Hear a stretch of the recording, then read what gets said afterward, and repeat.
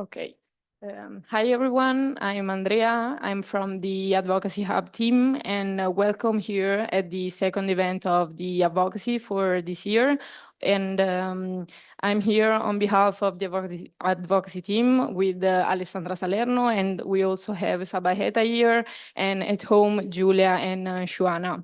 We are honored today to welcome Leanid Sudalenka, a courage human rights activist and defender from Belarus. His personal story mirrors perfectly what's happening now in Belarus and the broader political repression that began after the 2020 presidential election, where widespread protests against the fraudulent vote were met by violence under the government of Alexander Lukashenko.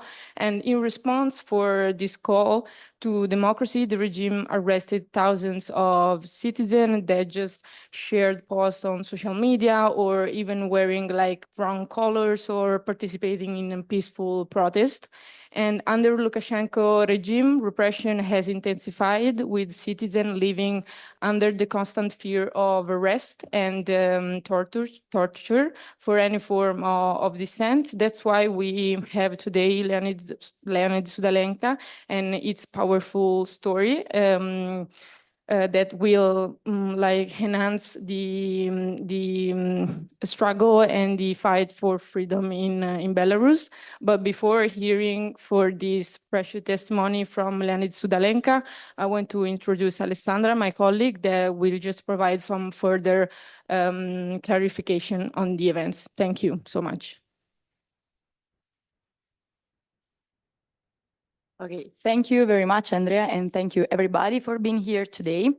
Yes, Andrea said exactly, I will give you further clarification because this event will be slightly different from our previous ones. We will not have questions in between, but we will just listen to the testimony, the very powerful testimony of our speaker, which we thank very much for being here today. And then just prepare, take notes of whatever curiosity question you have regarding is the things he will share, because we will then open a debate. That's it. Just keep in mind to speak slowly when we ask the questions because we have real-time translation. So feel free, this is a safe space. And also, just because this is a safe space, also feel free if whatever detail of the story could maybe be disturbing for you to leave the room. Whatever happens, just don't feel to be obliged to stay if you're not at ease with whatever is going on here. So thank you very much. I will leave the floor now to Julia, who is an activist from the Amnesty International Group of Padova. And also enjoy and have a good evening. Hi, everyone, and thank you all for being here. We are really grateful to see you all here to listen to one of the many stories that, unfortunately, Belarusian human rights activists can share. I'm Julia. I am one of the members of the Amnesty International Group of Padua, together with many dedicated activists. And today, with the Advocacy Hub, we are really honored to present Leanid Sudalenka. For those who are unfamiliar with Amnesty International, Amnesty is an organization that fights for human rights since 1961 throughout protests, campaignings, trainings, and reporting on violations, and of course by standing up for people like Leanid. Leanid Sudalenka is a lawyer, a human rights activist that has faced persecution just because he wanted to fight for the right to speak up and to protest in his own country. He is the chairman of the Homieĺ branch of the organization Viasna. Viasna, it is an organization that was created in 1996. And it documents and challenges the human rights assault that happens in Belarus, especially after the disputed presidential elections in 2020. And for its entire existence, it has faced persecution by the Belarusian authorities. It's really important to underline that what is happening to Viasna, it is just a little part of a broader assault to human rights that is happening in Belarus. let's just think of the more than 200 organizations that have been shut down or are in the process of being closed, or of the many protests that have been violently assaulted by Belarusian authorities.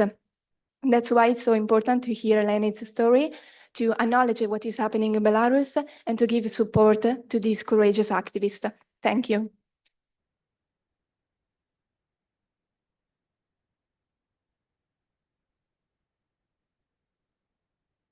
Hi, everyone. I am happy to be here today. I will speak Belarusian.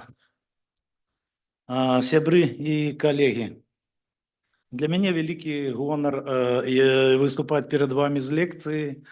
І я вельмі ўдзячны Amnesty International за гэтае запрашэнне, за магчымасць быць тут сярод вас. І на прыкладзе асабістай гісторыю, якую мне давялося ў сваёй краіне перажыць у апошнія 3 гады, я хочу расказаць пра палітычныя рэпрэсіі у маёй краіне, якія пачаліся пасля прэзідэнцкіх выбараў 2020 года і не сканчваецца да сённяшняга дня. Моя краіна – гэта Рэспубліка Беларусь з цудоўным горадам Мінскам, які знаходзіцца ў самым цэнтры Еўропы, усяго за 2000 кіламетраў ад Італіі. Dear friends, dear colleagues, it's a great honor for me to give here a lecture before you today, and I'm very grateful to Amnesty International for this invitation and for this opportunity. So I would like to use my personal example, use my personal life as an example. All right. Using my personal life as an example, and I would like to tell you about political repressions that I've been facing in Belarus and that I have started after the 2020 presidential elections in Belarus. These repressions continue up until today. So, like I said, my country's name is the Republic of Belarus. We have the beautiful capital city that is called Minsk. It is located in the heart of Europe. And we're just 2,000 kilometers away from Italy. Моя асабістая гісторыя – гэта гісторыя палітычных рэпрэсій у краіне, у якой сёння людзей кідаюць у турму нават за неправільны колер адзення, альбо лайкі ці дызлайкі ў сацыяльных сетках. Рэпрэсіі, пакладзеных у лік доказаў для міжнароднага крымінальнага суда, дзе ўжо праводзіцца расследаванне злачынцаў супраць чалавечнасці, якія сёння здзяйсняюцца беларускім рэжымам Александра Лукашэнкі. My personal story is a story of political repressions in a country where today people get imprisoned, get in jail simply for the wrong color of their outfit, for likes or dislikes on social networks. These repressions have been put into evidence before the International Criminal Court, which is already investigating crimes against humanity committed by the regime of Alexander Lukashenko. Мае словы і пачуцці, пра якія я зараз буду казаць, гэта словы і пачуцці сведкі, які выжыў. Это тое, што пераследуе мяне, турбуе і не пакідае ў спакоі амаль кожны дзень. Это тое, што адбывалася, адбываецца і будзе адбывацца з кожным беларускім палітвязнем, нават пасля адбыцця турэмных тэрмінаў.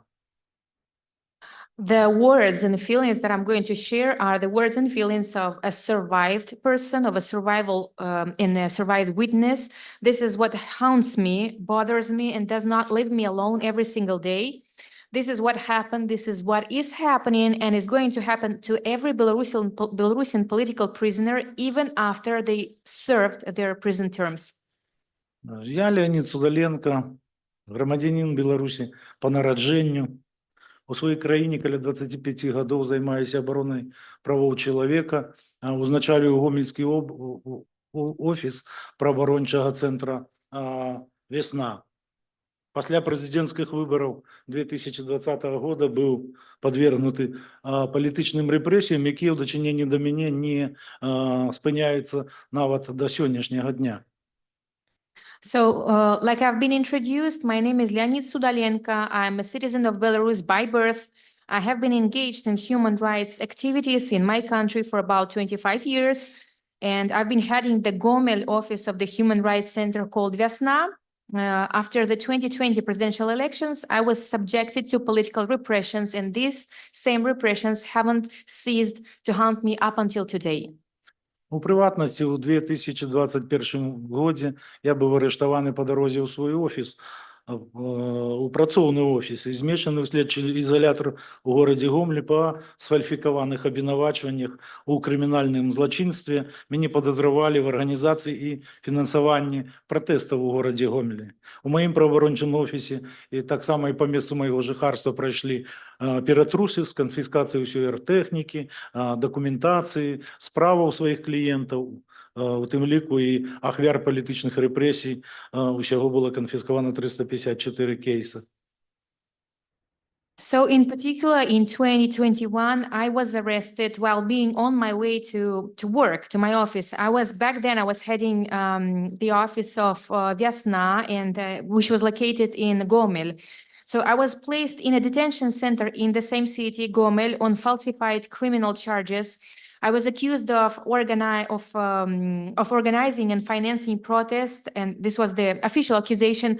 In my human rights office, my place of residence were searched with confiscation of all office and private equipment, all documentation, including the documentation that was related to cases of victims of political repressions. And we're talking about 354 cases. All the documents were seized.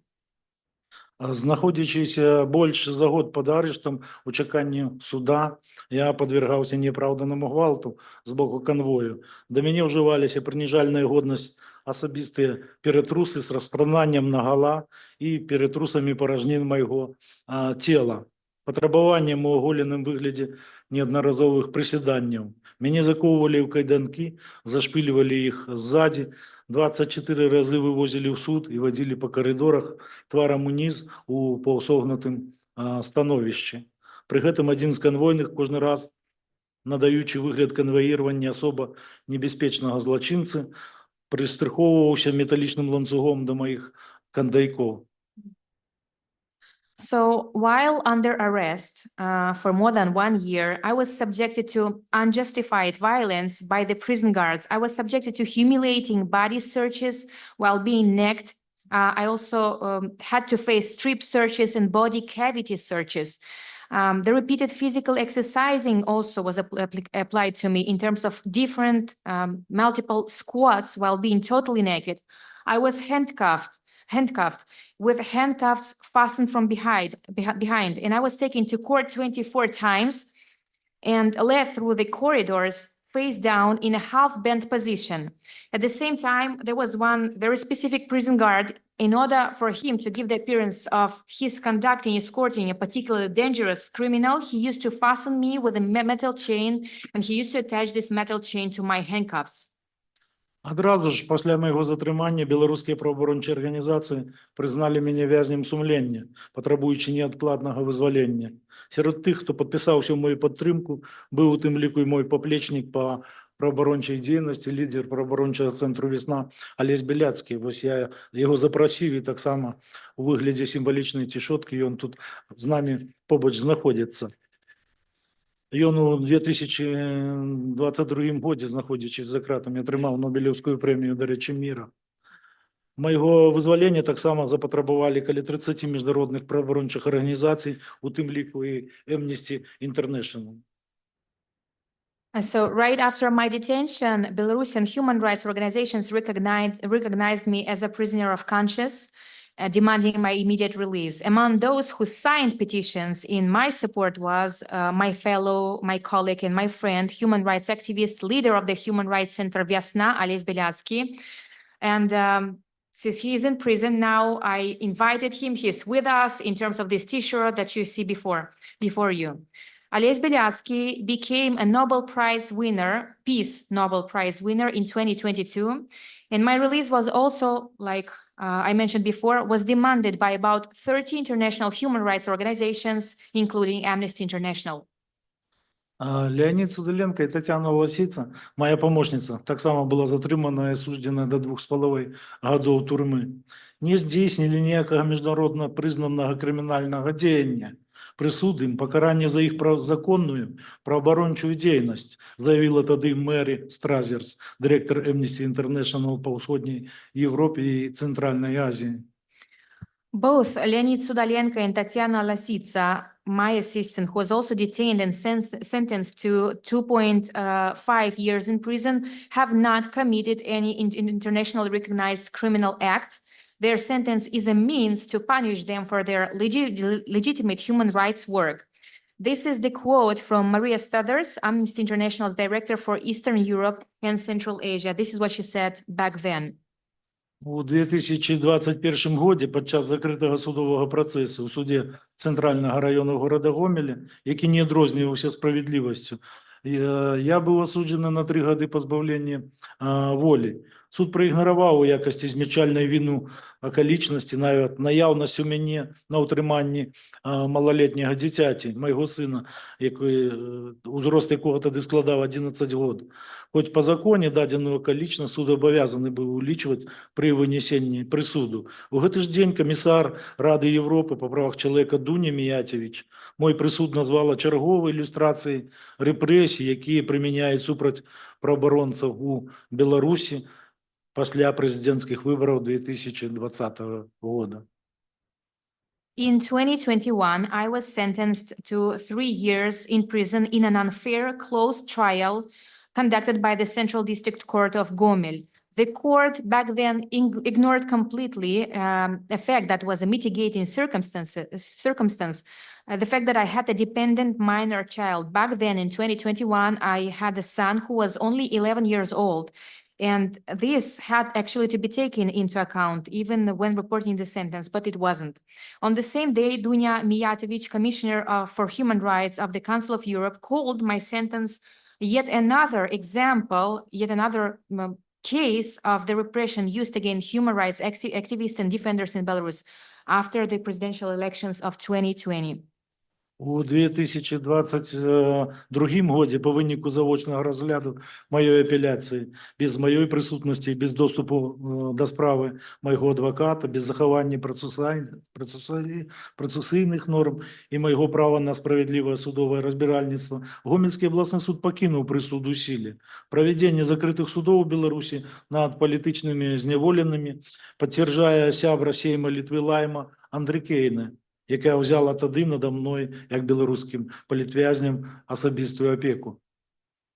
In 2022, as a result of my appeal in absentia, without my presence, without access to a lawyer, without observing any procedural norms or my rights to a fair trial, the Homieł Regional Court upheld, so reconfirmed, the previous court verdict.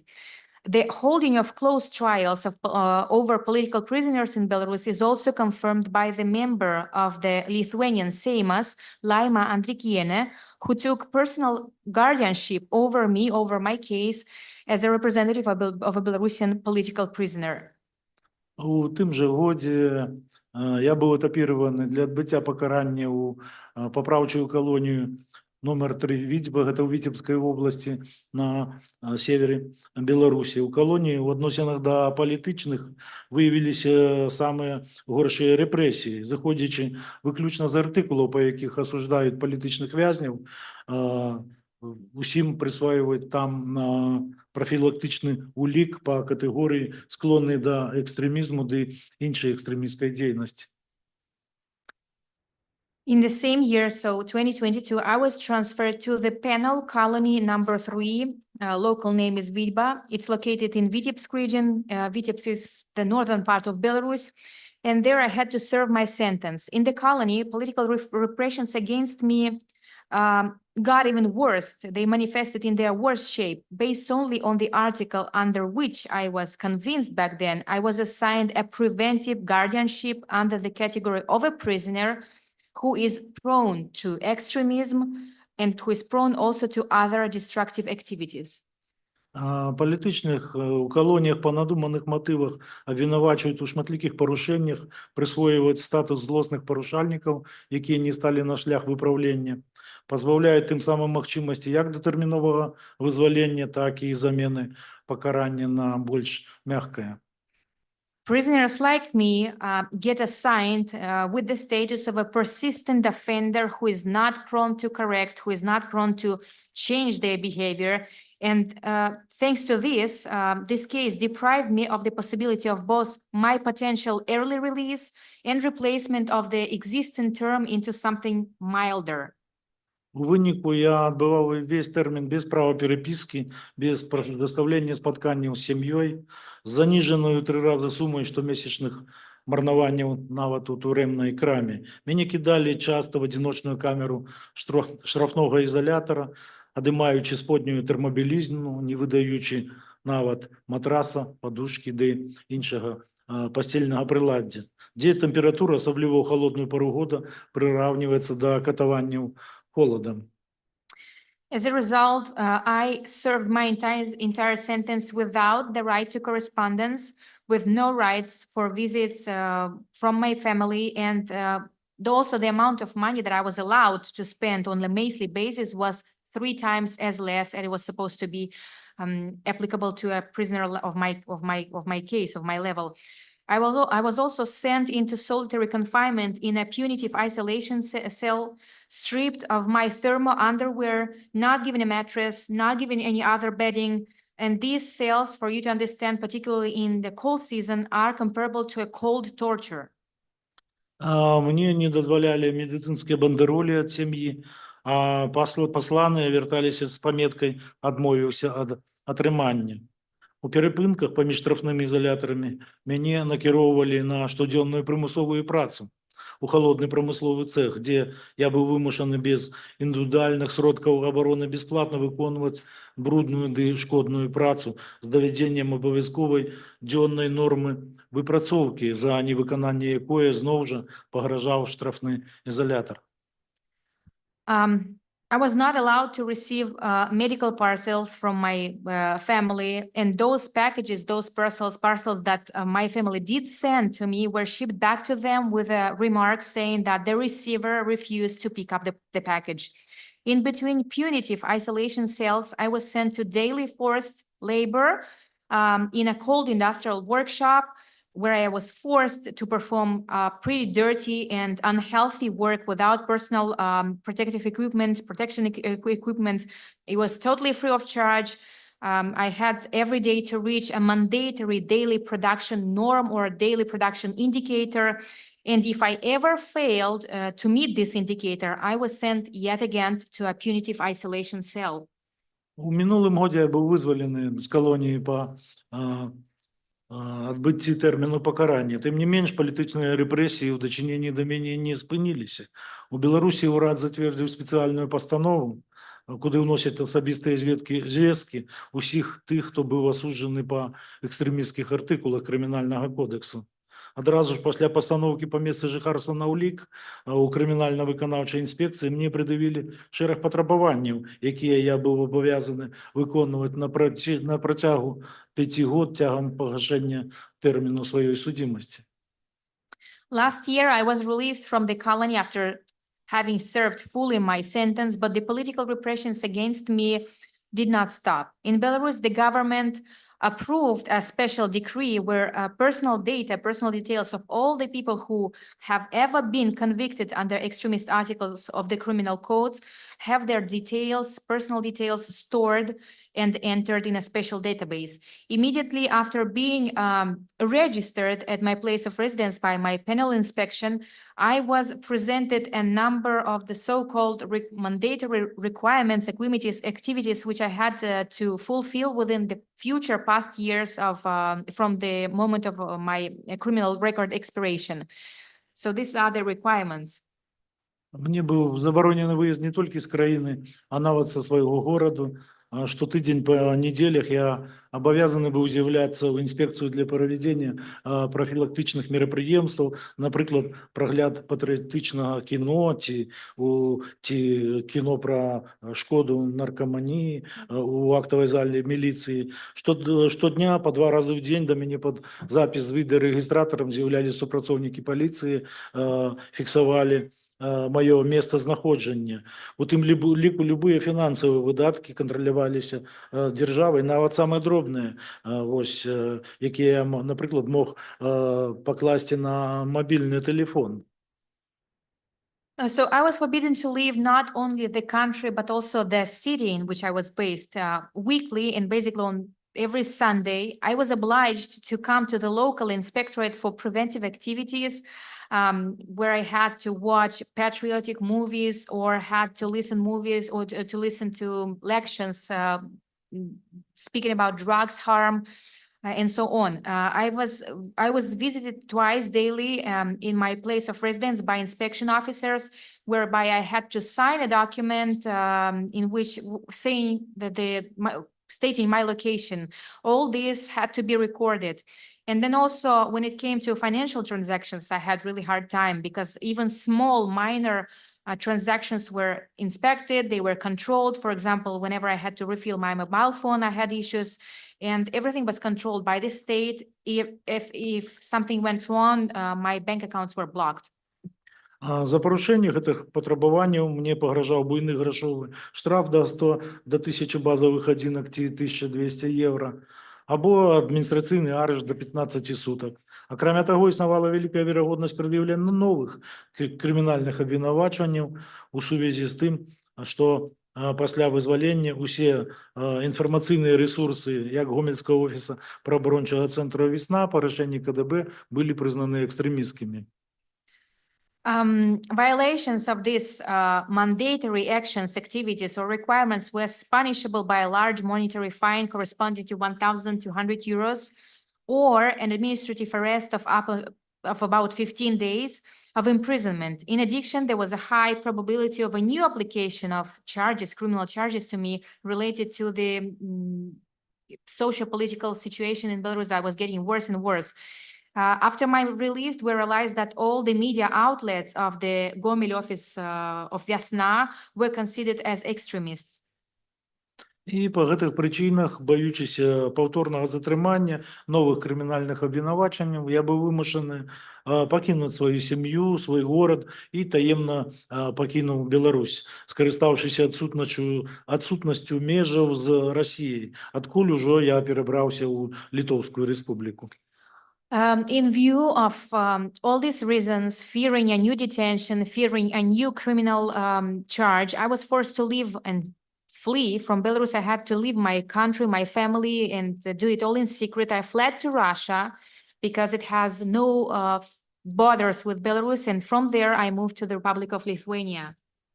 Уже знаходзячись у Літве, у бяспецы, я даведаўся, што супраць мяне ўзбуджана новая крымінальная справа. На гэты раз мяне абвінавачвалі в іншым садзенні экстрэмісцкай дзейнасці. Тэрмін мне пагражаў до 7 гадоў пазбаўлення волі. Па месцы маёй рэгістрацыі ў Гомлі прайшлі паўторныя ператрусы. Я быў абвешчаны ў обшук не толькі у Беларусі, але таксама і ў расійскіх федэральных вышукных базах. На зямельны участак, які, напрыклад, знаходзіцца ў маім пажыццёвым спадчынным валоданні, таксама быў накладзены арышт. І 17 ліпеня бегучага года Гомельскі абласны суд завочна разглядзеў маю адсутнасць супраць мяне крымінальную справу і прыгаварыў мяне да 5 гадоў зноў жа пазбаўлення волі ва ўмовах строгага рэжыму з буйным грашовым штрафам у памере каля 7800 евро. When I was already in safety, when I was already in Lithuania, I realized that there was another initiation of a new criminal case against me, once again related to criminal code infringement of criminal code of Belarus.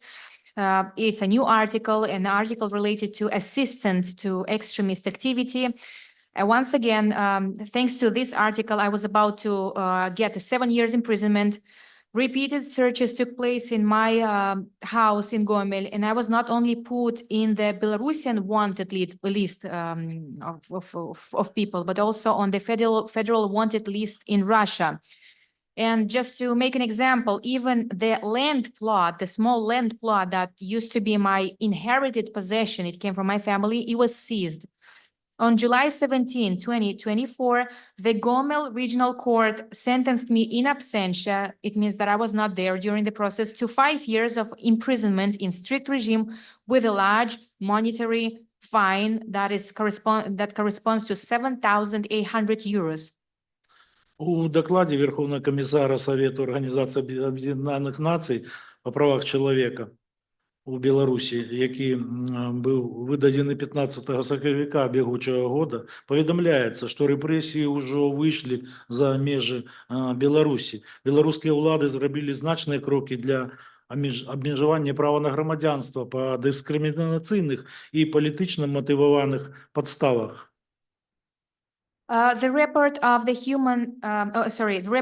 Human High Commissioner to the United States National Human Rights Council on the human rights situation in Belarus, dated March 15 of this current year, says that the repressions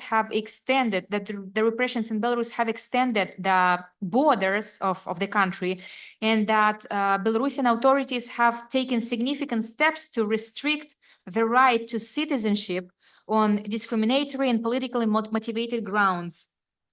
Закон о громадянстві в Республіці Білорусь дозволяє владам позбавляти громадянства особ, які проживають за межою, осуджених у тим ліку заочно за екстремізм, і позбавляти гэта громадянства, якое было атрыманае по нараджэнню. Напрыклад, прэзідэнт Беларусі Лукашенко заявіў, што трэба паглядзець на тых, хто выехаў за мяжу, дзейнічае на шкоду дзяржаве, і таксама паставіў пытанне, ці вартыя гэтыя людзі заставацца грамадзянамі Беларусі. А міністр унутраных спраў, дарэчы, заявіў, што ў дачыненні да экстрэмістаў, якія страцілі грамадзянства, будзе ўведзена рашэнне аб забароне ўезду ў краіну тэрмінам на 30 годов. There was a law adopted, it was called on citizenship of the Republic of Belarus. And this law allows the authorities of Belarus to revoke the citizenship of persons who do reside abroad, but who have been convicted, including in absentia, so without their physical presence, for extremism, or who have been accused to have caused severe harm to the interests of the Republic of Belarus. The government started to implement this law, allowing also trials in absentia, like I said, and Lukashenko himself once said that it's necessary to take yet another closer look to people who live abroad and who act somehow to the detriment of the interests of the states. Lukashenko said, are these people worthy to remain citizens of Belarus? Our Minister of Internal Affairs in turn replied, in the future, it is proposed to ban entry into Belarus for those up until 30 years, for those people who are considered extremists. And this also allows to sort of deprive these activists from their Belarusian citizenship. Доклад Верховного комиссара змяшчае высновы аб разумных падставах меркаваць, што ў Беларусі ўрад праводзіць арганізаваную, бесперапынную і сістэматычную кампанію гвалту, рэпрэсій і пакаранняў для прасоўвання палітыкі нападу на грамадзянскае насельніцтва з мэтай прымусіць замаўчаць, здушыць, перашкодзіць і стрымаць апазіцыйныя праявы як у публічнай прасторы, так і ў прыватным парадку. The report of the High Commissioner to the United Nations Human Rights Council concludes that there are reasonable grounds to believe that in Belarus, the government is conducting an organized, sustained, systematic campaign of violence, repression, and punishment to promote a policy of attacking the civilians in order to make them keep silent, to suppress them, to obstruct and confine their position that is both public and private. Выкладзенае падтвярджае, дае разумныя падставы меркаваць, што пасля завочнага асуджэння па экстрэмісцкім артыкуле крымінальнага кодексу у дачыненні да мяне можа быць прынята рашэнне аб пазбаўленні атрыманага нават па нараджэнні беларускага грамадзянства з забаронай уезду ў краіну на тэрмін да 30 гадоў, што ў маім узросце фактычна азначае немагчымасць вяртання ў сваю краіну на працягу майго ўсяго астатняга жыцця.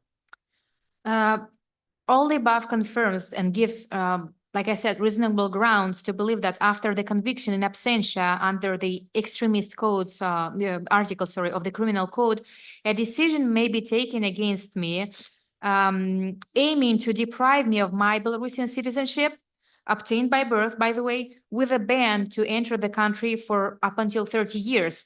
And considering my age, it actually means that I will have no chance to get back to my country until I die.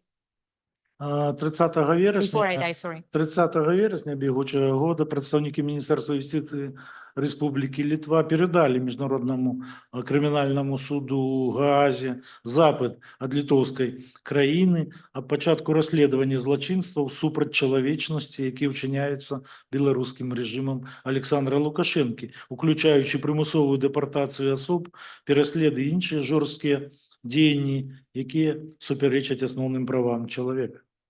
On September 30, 2024, representatives of the Ministry of Justice of Lithuania handed over to the International Criminal Court in The Hague a request from the Republic of Lithuania to actually launch and initiate an investigation of crimes against humanity committed by the Belarusian regime and by Alexander Lukashenko personally, including forced deportation of persons, persecution, and other cruel, extremely cruel acts contrary to the basic norms of international law.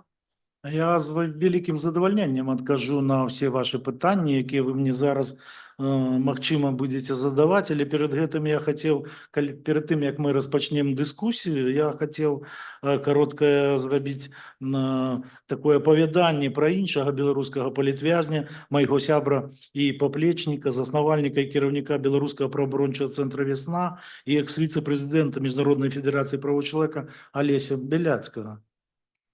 So I will be willing to answer all your questions and shed light on the current human rights situation in my country, in Belarus. But before we start this discussion, this debate, I would like to also spend a couple of words about yet another Belarusian political prisoner, who is also my friend, my dear friend, my colleague, founder and head of the Belarusian Human Rights Center Viasna. He also is an ex-vice president of the International Federation for Human Rights, and his name is Олесь Беляцкий. Його кинули в тюрму тільки за те, що він, як і я, обороняв права чоловіка в Білорусі. Олесь Беляцкий is imprisoned right now by the Belarusian regime only for the fact that due to the fact that he was, just like me, defending human rights in Belarus. Уже будучи в тюрмі, я довідався, що йому присвоїли Нобелівську премію мира. And while I was imprisoned, I received with really immense joy the news that my friend had been awarded the Nobel Peace Prize. Нобелівський лауреат сьогодні відбуває покарання у колонії, відомий вельми суровими умовами утримання. У першу чергу для так званих рецидивістів, оскільки він раніше так само був кинутий у білоруську тюрму як в'язень сумління за свою правооборончу діяльність. І сьогодні, у гэтым годі, у білоруській тюрмі Олесь Біляцький зустрів свій 62-й день народження, а стан здоров'я його викликає у нас кожен день тривогу і неспокій. So we are talking about the Nobel Peace Prize winner who is serving his sentence in a Belarusian colony. And this colony is known for extremely harsh conditions of detention, primarily for two so-called repeated offenders, as he had also been previously sentenced in Belarus to a Belarusian prison as a prisoner of conscience for his human rights activities. Now, this year, Belatsky celebrated his 62nd birthday in jail. The state of his health really preoccupies us and causes us a lot of anxiety and concern. І опошнє. Finally. Менше за 100 років тому у тюрмі нацистської Германії до смерті замучили першого європейського лауреата Нобелівської премії мира Карла фон Гасецького. І сьогодні в центрі Європи історія може повторитися. Немолодий білоруський лауреат Нобелівської премії мира Олесь Біляцький, який сьогодні символічно присутнічає разом з нами, уже 4-й год у тюрмі повольно губляє своє здоров'я, яке так само може не витримати, і як і 100 років тому історія з першим європейським лауреатом Нобелівської премії миру може повторитися. So finally, I would like to remind you all that less than 100 years ago, the first European Nobel Peace Prize winner, Karl von Ossietzky, was tortured to death in a Nazi Germany prison. Today, in the center of Europe, this history may repeat itself once again, since a not very young Belarusian Nobel Peace Prize winner, Ales Beliatsky, is already serving his 4th year in prison. He is slowly losing his health there. And just like it happened 100 years ago, he may not be able to withstand all the inhuman treatment that a Belarusian prison reserves. Я сказал, наверное, все, что хотел сказать, и сейчас я буду готов ответить на ваши вопросы. Начать дискуссию. Just to add that we symbolically have Ales Beliatsky with us in form of this T-shirt. Leanid is done with his speech, and now we can pass to a debate or a discussion, if you will.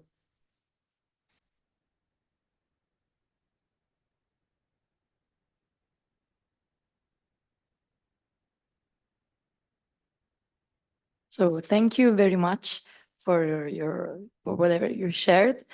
And we open now the discussion. So we have Sabaeta here on the front line with the microphone. So feel free to stay there where you are. If you have any questions, just raise your hands. Just remember to speak in a sustainable pace for the translation. And please, the floor is yours now.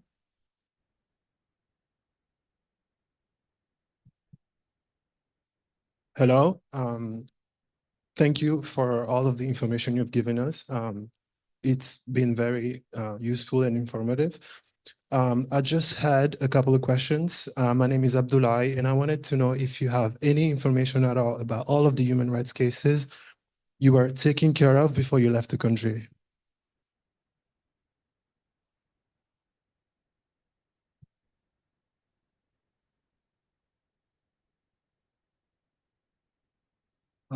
Так, дакладная інфармацыя, што гэтыя кейсы ўсе былі канфіскаваныя і потым далучаны да іншай крымінальнай справы, да іншага актывіста, які з'ехаў з краіны.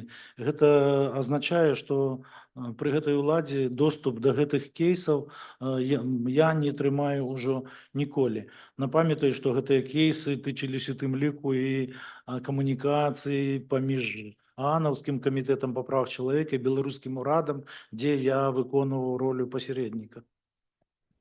So like I said before, yes, we do have some information related to the cases that we used to deal with. All of these cases were confiscated, and somehow Belarusian government attached these cases to another Belarusian activist who had to flee the country. And they aggregated this information as a summary, as a basement for his accusation, for this person's accusation. But it means basically the fact, it gives us the information about the fact that we will never be able to have access to this information once again. Among this information, there is correspondence between me and the Office of the United Nations Human Defenders Office, which I used to conduct this correspondence, and I was a mediator. И я хотел добавить. I'd like to add something else. Когда меня арестовали, у меня более 100 кейсов было на коммуникации с ООНовским комитетом в пользу белорусских граждан. И много по которым кейсам, пока я находился в тюрьме, была коммуникация прекращена, то есть дела прекращены. Это тоже такой негативный вариант.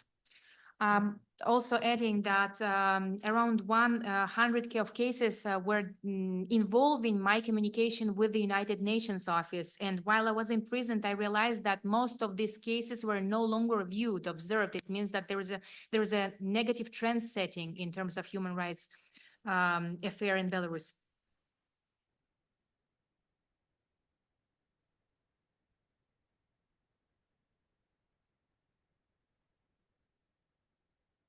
Thank you. One more question. I wanted to know if is there anything you miss about your job as human rights defender and lawyer? And I also wanted to know if, like, what motivated you to become like a human rights defender and lawyer in Belarus? Thank you.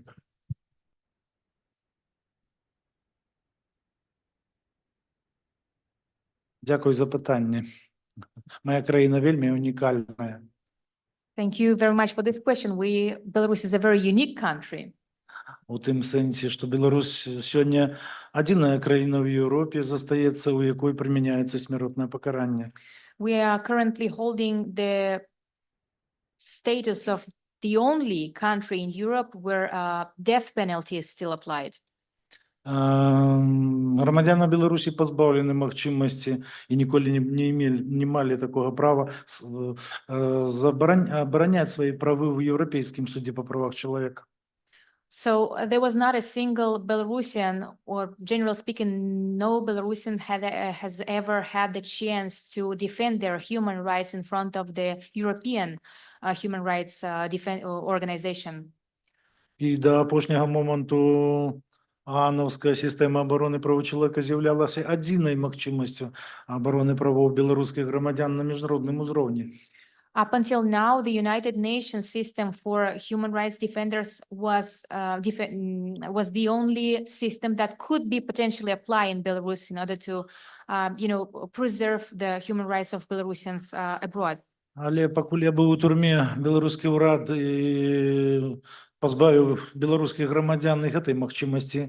У 23-му році вийшов з факультативного протоколу до Міжнародного пакту об громадянських та політичних правах. Тим самим зараз нема можливості обороняти права білорусів на міжнародному рівні. But unfortunately, while I was imprisoned, once again, the Belarusian government set this very negative trend. And in 2023, the country fled or left the faculty protocol of the United Nations related to the human rights procedure for defending the human rights protocol to defend the human rights activists and so on. So unfortunately, there are no tools, no means whatsoever now to be applicable. Ну і у зв'язку з цим викликають великі питання обмежування можливості при обороні прав чоловіка в Білорусі, тому що судова система вона цілком контролюється режимом Лукашенка, проводяться закриті несправедливі суди, і в виніку яких протягуються ті репресії, про які я зараз казав під час своєї промови. So as a result, we have, like I said, very limited number of opportunities to do something in order to really protect human rights in Belarus. The only means that is left is the justice or court system of Belarus, but it's totally controlled by Lukashenko and his regime. And this is very sad because we will still have the testimony of the fact that repressions will go on.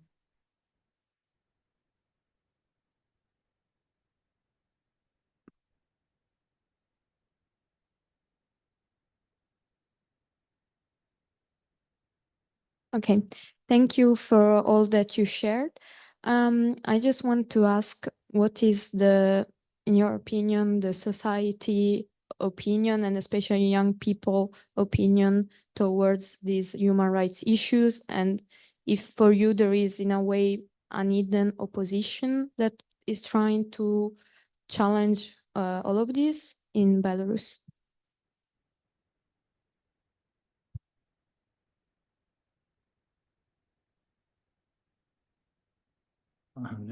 Вельми цікаве і складне питання. It's a very interesting yet tricky question.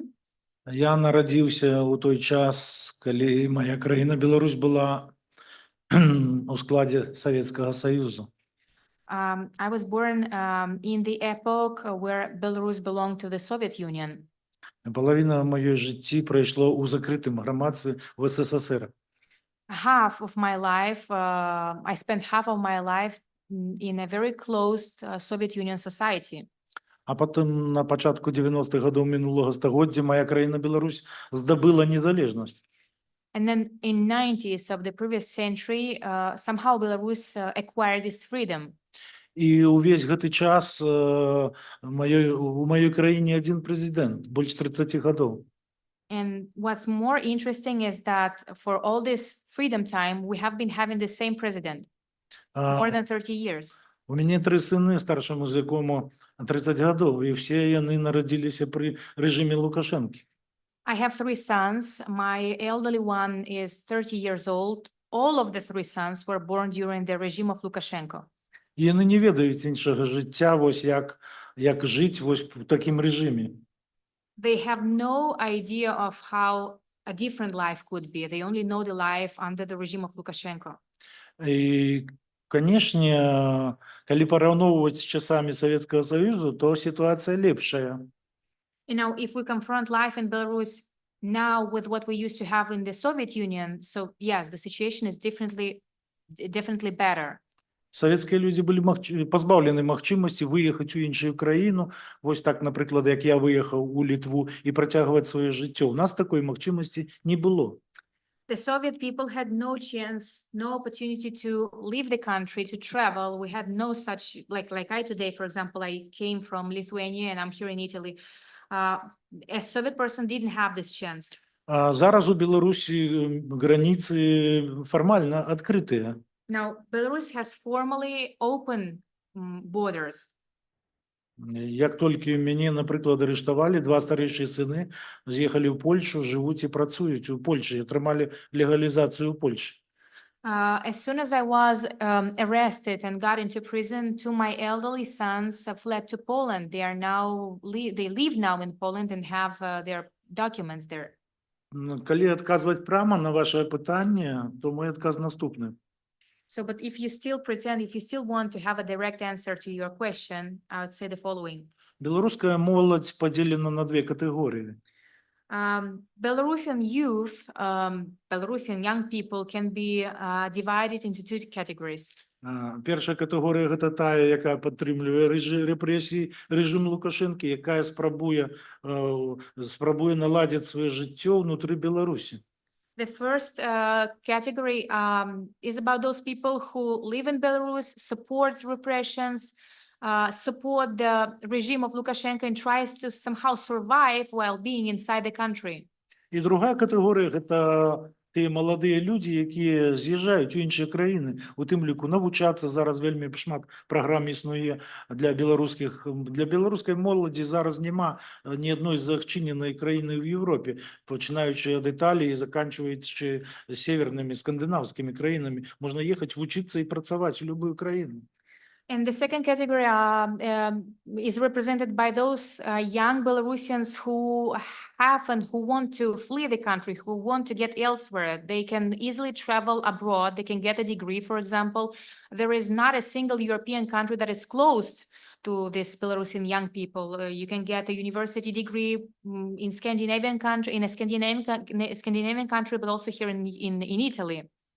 І вельмі шмат моладзі з'язджае з краіны, не бача перспектыў, яны не адчуваюць перспектыў заставацца ў краіне. And unfortunately, a huge amount of young people do flee the country. They see no future there. They move elsewhere. Беларусь невялікая краіна, каля 9 мільёнаў насельніцтва. Belarus is not a hugely populated country, only have 9 million of people. І вось эміграцыя на сённяшні дзень складае ўжо звыш мільёна чалавек з'ехала. Гэта эканамічная і палітычная эміграцыя. And so from the economical and political point of view, around 1 million of persons fled.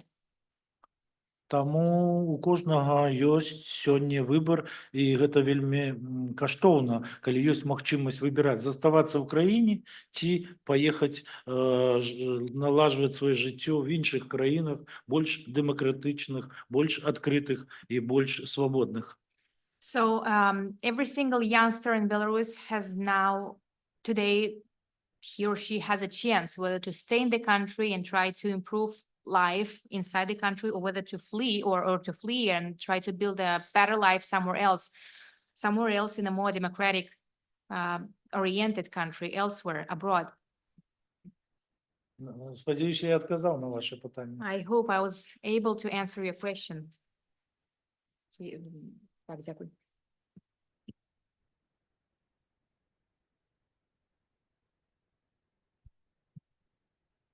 Я закликаю вас не соромиться. Насамрэч, я дзеля таго, каб пачуць ваши пытанні, я летел усю ночь самолетом, я летел у Милан, зараз я цягніком ехал больше 2,5 гадзіны сюда до вас, и я призываю вас не соромиться. Я для вас открыты. I kindly ask you not to be ashamed, not to be afraid of asking questions, because just for you, for this audience of you guys, I had to take a flight from Vilnius and to come to Italy. I had to take a train today and arrive to Padua from Milan. So do please be more active.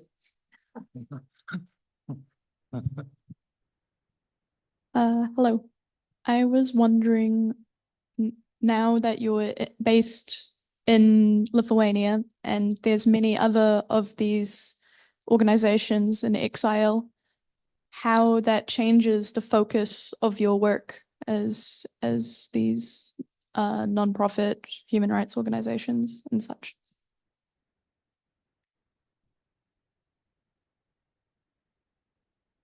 Да, добрае пытанне, дзякуй. Я адказаў бы на гэта пытанне так. Канешне, бараніць правы чалавека. Ну, па-першае, у Літве я займаюся абаронай чалавека, безумоўна, беларускіх грамадзян, не літоўскіх. У Літве ўсё добра з правамі чалавека. Гэта дэмакратычная краіна. Thank you very much for your question. So I keep on going with my activity in Lithuania, but I'm defending human rights of Belarusians mostly in Lithuania, because like you know, Lithuania is a very democratic country. There is no need to withstand what we used to have to withstand in Belarus.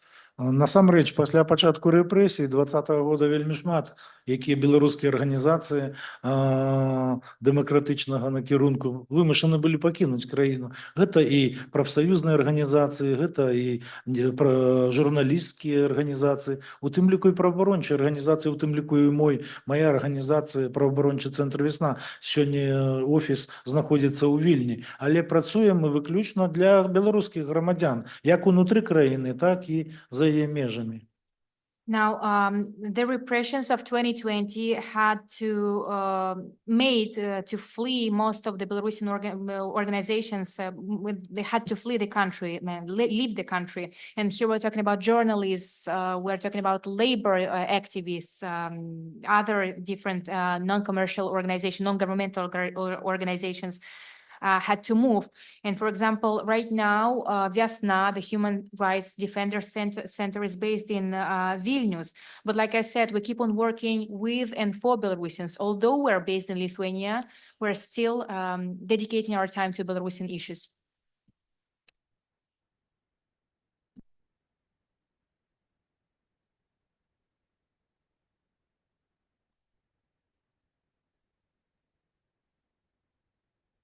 I would like to ask my question first in Belarusian, then translate it in English for everyone else in their audience.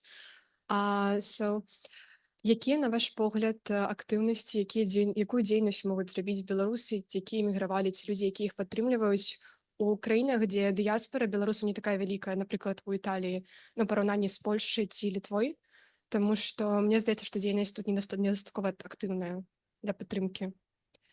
So the question is, what kind of activities would you consider the most beneficial in order to fight regime, to oppose it, for Belarusians that immigrated or the ones that want to help us in this, especially in countries where diaspora is not as big as in Poland or Lithuania, for example?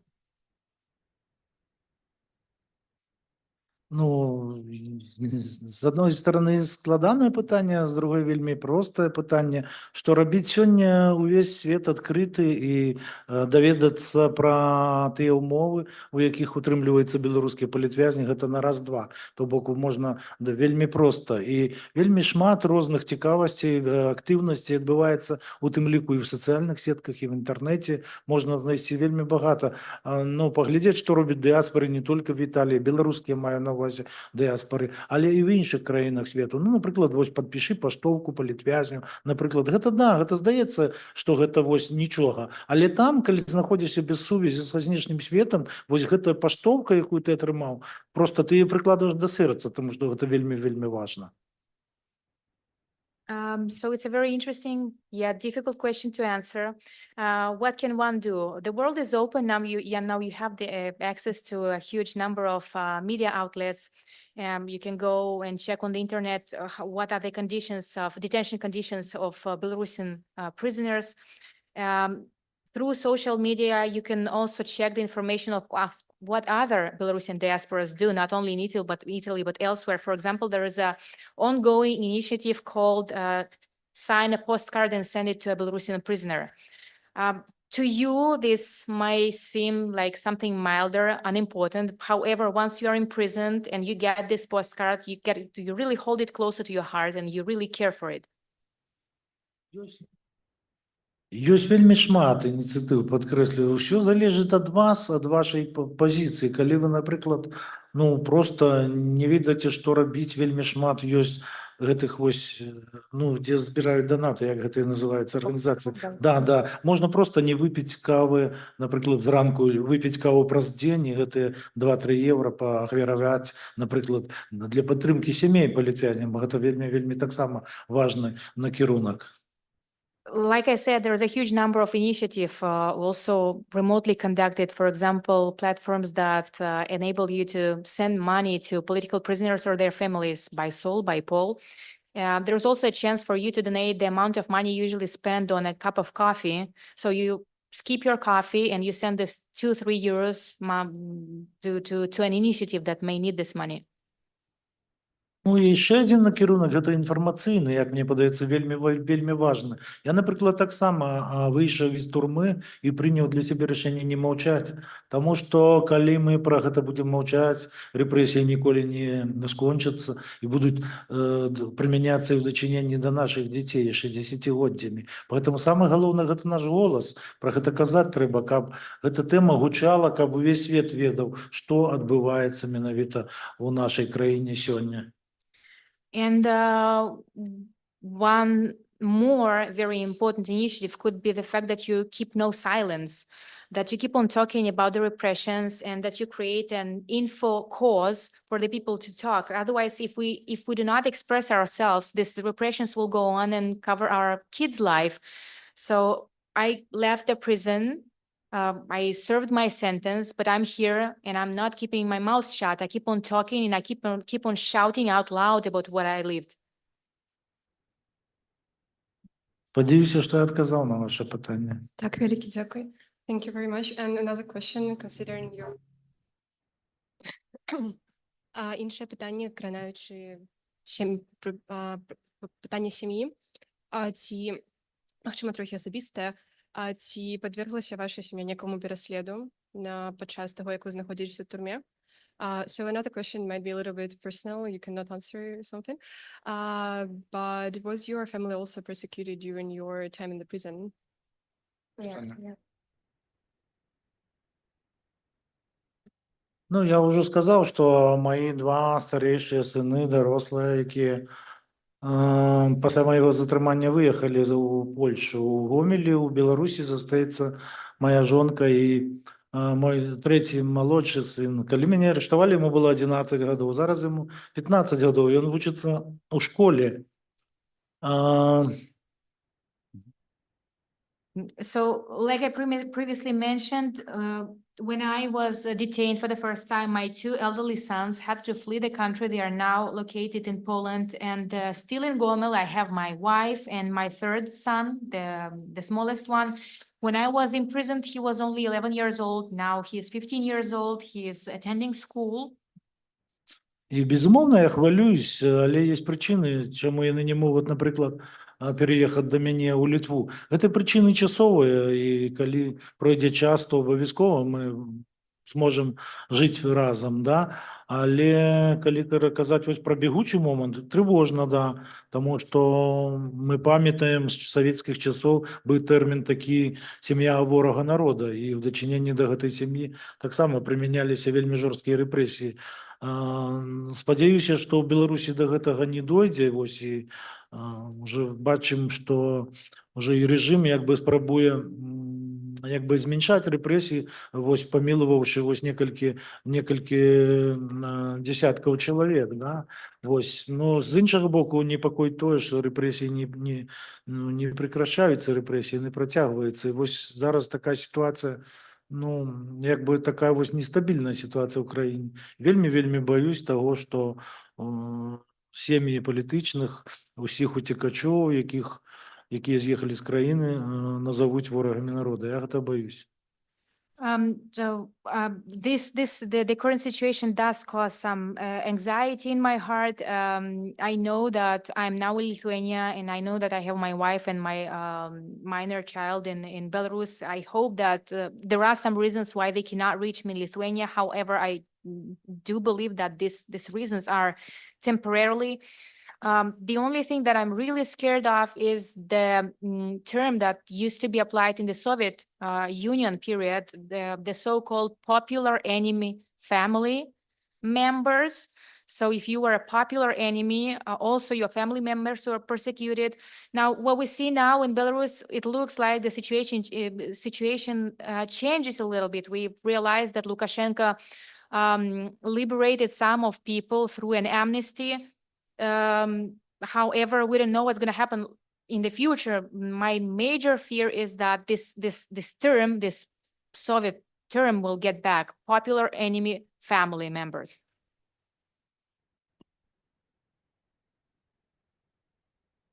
Дякую велике за отказ и вельми вдячна за то, что вы поделились своим опытом. Thank you so much for this speech and that you shared what you've been through.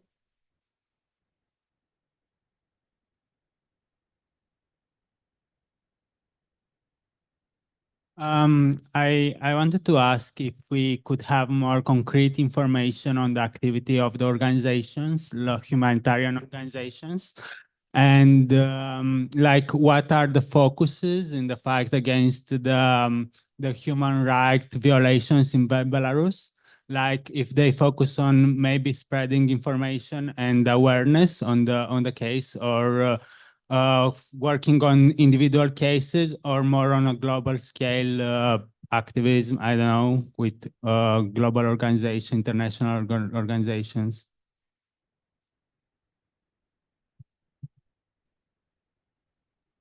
Так, добре, вельми питання. І каб даведацца пра нашу працу, па-першае, вось вам, калі ласка, тут ёсць уся магчымасць, і в тым ліку і тут даведацца пра працу нашай арганізацыі. Thank you very much for this very intriguing question. So here is a business card. You will find a huge lot of information about our organization, our focuses, and our interests. Зараз у бягучы момант асноўнымі накірункамі дзейнасці нашай арганізацыі з'яўляецца наступнае: міжнароднае адвакатаванне. Вось менавіта у гэтым накірунку я тут і прысутнічаю.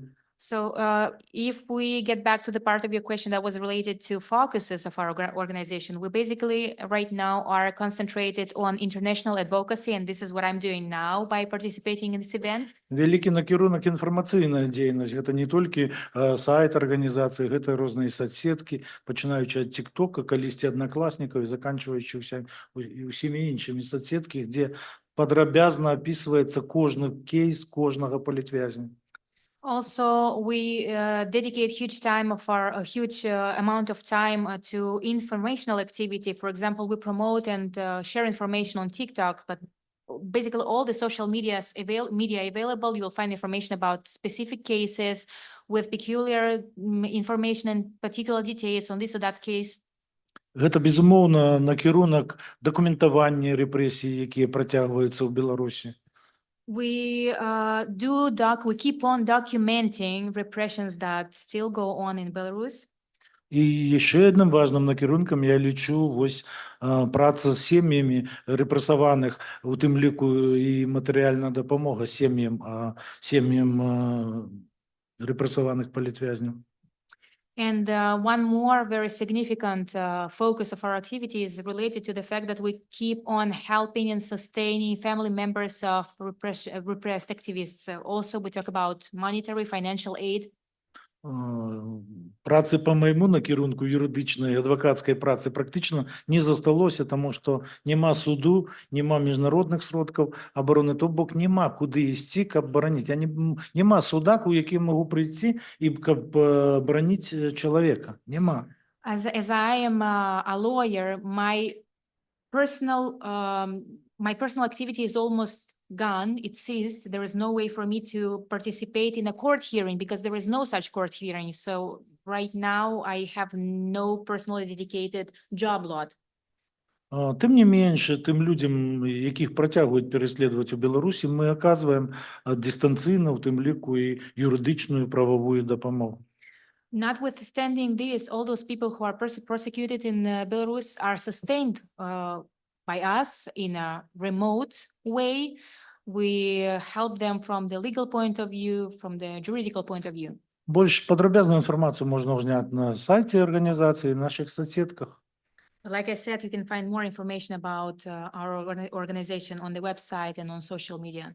Да, і наша правоохоронна організація «Весна» з'являється сябром Міжнародної федерації прав чоловіка з офісом у Парижі. І один з керівників нашої організації, який зневолений в тюрмі знаходиться, і він віце-президент Міжнародної федіаж в Парижі. Є така організація. And like I said, Viasna is a friend of the International Human Rights Organization that is based in Paris, and Alice Belyatsky was ex-head of this organization in Belarus.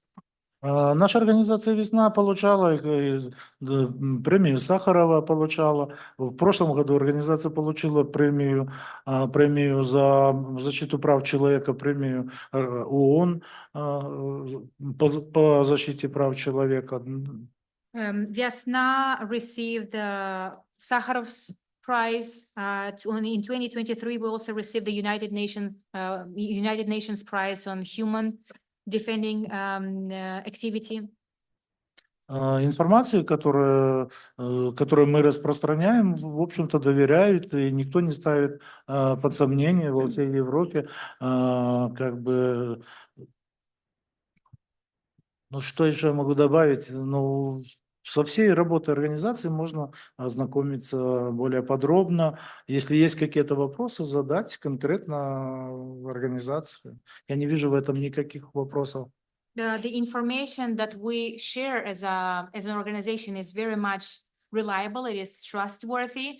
It's believed in by the all European organizations. So once again, if you have questions, more specific, more details oriented, you can send them to us via contacts you have.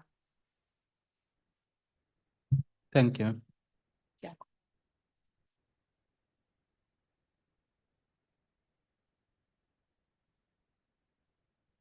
Спасибо вам большое, что вы добрались до нас, и за то, что вы рассказали свою историю. Наверное, это очень непросто говорить о всем, что вы пережили раз за разом. Спасибо большое, потому что это очень важно, что люди в Европе слышат, что не все страны в Европе живут в свободе и достоинстве. Thank you very much for having shared your experience with us. It's very important, and it's particularly useful for the European citizens to understand that there are some countries in Europe that still are not free. Thank you for translation. I wanted to ask if all the regional offices of Viasna are closed these days in Belarus. Да, вся правозащитная деятельность в Беларуси сегодня криминализирована. Любой, кто бы остался в Беларуси, сидел бы в тюрьме. Поэтому все уехали, включая региональные офисы. Тем не менее, у нас в Беларуси продолжают оставаться волонтеры, которые работают тайно вместе с нами. Да? Мы не публичим этих людей только потому, чтобы они не оказались в тюрьме. В Беларуси мы мониторим, продолжаем осуществлять мониторинг, даже продолжаем наблюдать за выборами, как это ни странно, находясь в Литве. Из-за предстоящей президентской кампании, которая будет в феврале следующего года, мы тоже будем наблюдать. So yes, every office of Viasna in Belarus is closed right now because all that is related to human rights defense in Belarus is considered as something related to extremism. So all our activists fled. Regional offices are closed. However, we do have some secretly working volunteers in the country. They work in secret because we understand that by announcing their names, we will put them at risk. Yet we still monitor the situation in Belarus. We even observe in a way that is possible to us the future elections, presidential elections that are going to start in February 2025, the campaign. Спасибо. А могли бы вы рассказать подробнее, вот что волонтеры сейчас внутри Беларуси могут делать? Потому что это, конечно, очень вдохновляет, что даже в таком закрытом государстве и с таким уровнем репрессий люди находят смелость и все равно борются с режимом. Вот просто интересно услышать, узнать больше на практике, что можно делать, находясь внутри такой страны. Thank you very much. Once again, it's very inspiring to figure out that there are some volunteers still operating and having courage to work in such a closed society. What do these activists do? How do they behave? What they do? How they conduct their activity? Безусловно, возможности работы в Беларуси внутри страны, они сокращаются с каждым днем. Например, я попросил своего волонтера, когда у меня суд начинался, этот заочный, да, повторный, вот, и я попросил сходить его посмотреть, будет закрытый суд или открытый. И он пришел в суд, а ему сказали, что по заседанию вы будете арестованы. И он просто собрался и ушел, говорит, я не мог там присутствовать только потому, что прокурор до заседания ему угрожал арестом. Вот до того дошли репрессии. Человек пришел в открытое судебное заседание, а его говорят, что вы будете арестованы. Вот до такого уровня дошли репрессии. Безусловно, в таких условиях проводить какую-то работу очень-очень сложно, сокращаются условия. Но, тем не менее, подчеркиваю, информация до нас приходит со всех регионов Беларуси. So just for you to have an example, how it's extremely hard to work inside Belarus. But just to set an example, when I was having my second trial in absentia, it means that I was judged, but without me being physically present there, I asked one of our volunteers to actually attend the hearing and to be there just to figure out what was going on. This person went to the venue. And the prosecutor told him, if you stay here, although the hearing was sort of open, at the end of the day it was closed. And the prosecutor said that if you want to stay here, you will hear what's going on. But once you're out, once the hearing is done, you'll get in jail. And the person had to leave because no one wants to get in jail. And so you understand that it's hard to work. We still do our best. Volunteers do what they can. Спасибо. И как вы считаете, сейчас количество волонтеров уменьшается из-за того, что репрессии увеличиваются, или люди, наоборот, начинают как-то больше злиться и хотят как-то помочь еще?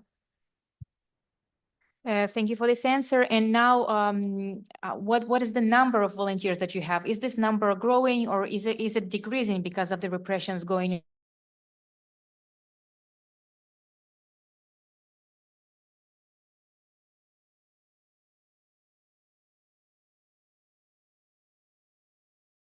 Активности, многие не выдерживают репрессий, то же самое уезжают из страны, а те, которые остаются в силу разных причин внутри страны, они прекращают с нами сотрудничество, дабы не попасть самим под репрессии. Это очень такой больной и серьезный вопрос в текущий момент. Мы с уважением относимся к выбору каждого волонтера, потому что свобода – это свобода, здоровье, жизнь каждого человека – это самая главная вещь. И, конечно, если есть угроза, тогда лучше пока приостановить деятельность, только потому, чтобы остаться на свободе. We definitely see the number of volunteers in continuous decrease due to the repressions, and there are cases of our volunteers deciding to leave the country because they cannot withstand the amount of repressions they face. And then there is also a number of volunteers who somehow decide to stay in Belarus. However, they also decide to stop working with us. It's a very crucial and painful issue. We do respect every single decision. We respect these people's families, their social life, and their health. Спасибо. И последний вопрос. Я бы хотела вас спросить, как вы думаете, как полномасштабная война России против Украины повлияла на Беларусь, на белорусское общество? Как вы думаете, Есть ли такое, что люди немного испугались, что если они продолжат бороться за свободу и за независимость, то Беларусь может быть следующей? Thank you. One more question. How the war between Russia and the war initiated by Russia against Ukraine, how has it influenced the Belarusian society? Can we say that people in Belarus realize that if they keep on being active, keep on speaking up, they will end up like Ukraine in the case of war? Безусловно, события вот в Украине, в нашем регионе, те, которые происходят, они как раз таки и породили эти репрессии, вот, которые сегодня происходят в Беларуси. Если бы в Украине не было военных этих событий, думаю, такого уровня репрессий бы в Беларуси не было. Мы знаем, что после каждых президентских выборов в Беларуси были политзаключенные, но однако сразу после выборов их выпускали. А сегодня мы видим на большом отрезке уже новые выборы надо проводить, а в стране более 1500 политвязнев, политзаключенных, которые только в тюрьмах находятся. So definitely the events in Ukraine caused a huge wave of repression in Belarus. If there were no war in Ukraine, there would be no such repression amount in Belarus, because we know that after every single election period of Lukashenko, we had political prisoners. However, they were treated, they were liberated at some point. Now we are approaching a new campaign of elections in Belarus, but we still have around 1,500 prisoners who are still in jail. Дякую. Дякую вам. Thank you.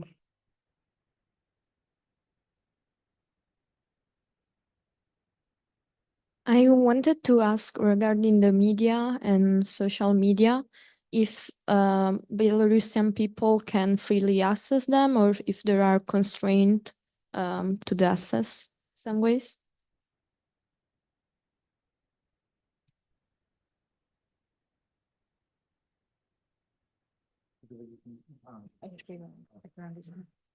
В Беларуси интернет блокируется, безусловно, так же, как и в Китае. Без VPN, без специальных программ невозможно зайти на тот или иной информационный ресурс. Все независимое, все демократическое, весь контент этой сайты и социальные сетки, они признаны экстремистскими формированиями, и даже за подписку на тот или иной ресурс установлена уголовная ответственность. Definitely, internet is very much controlled in Belarus, just like it is controlled in China. Without VPN, you won't have access to a full spectrum of information. Some media outlets are closed because they're considered extremists. Democratic websites and social channels are also very much limited. And even the fact that you're subscribed to social networks of this kind can cause you a criminal case. Очень часто выезжают силовики на предприятия, проверяют мобильные телефоны, проверяют подписки на социальные сети. Самое страшное, что очередь уже дошла и до школ, даже у учеников и учителей специальные рейды проводят и смотрят, кто на что подписан. И в случае обнаружения у того или иного человека, обнаружения подписки на экстремистский ресурс, ему угрожает административная и даже уголовная ответственность. Now, the practice of our law enforcement officers, police, basically is that there are regular checks of workers in different offices, workshops, industrial sites. They do the so-called unannounced visits, and they check up the phones of the workers to figure out what these workers are subscribed to. But the worst thing is that these checks have started also to be applicable to schools. And if by chance a school guy gets caught with a subscription to a criminal channel, social media, he first of all can get this administrative punishment, imprisonment of 15 days, so to say, or otherwise a criminal case may be initiated. Как и в любой другой тоталитарной державе, стране, в Беларуси интернет под контролем. Belarus is a totalitarian country, and internet is definitely under control there. I also have 2 questions. So one, basically, it is about something I read on your Wikipedia page. I read that a German European politician, von Notz, became your godfather. A politician became his godfather. I read it on Wikipedia, on his page. So I wanted to, and we're talking about symbolic custody. And I just wanted to know, first of all, if it is true. And symbolic custody.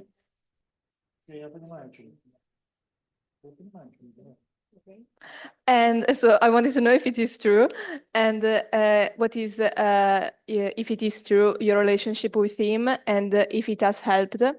And my second question would be, what is your thought about what is happening between the European Parliament and the government of Belarus, talking about immigrants, because the Parliament is saying that the immigrants are pushed by the government.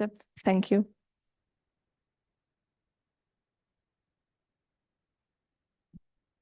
На первый вопрос, да, действительно, у меня кроме литовской крестной был еще один человек, который вызвался быть крестным.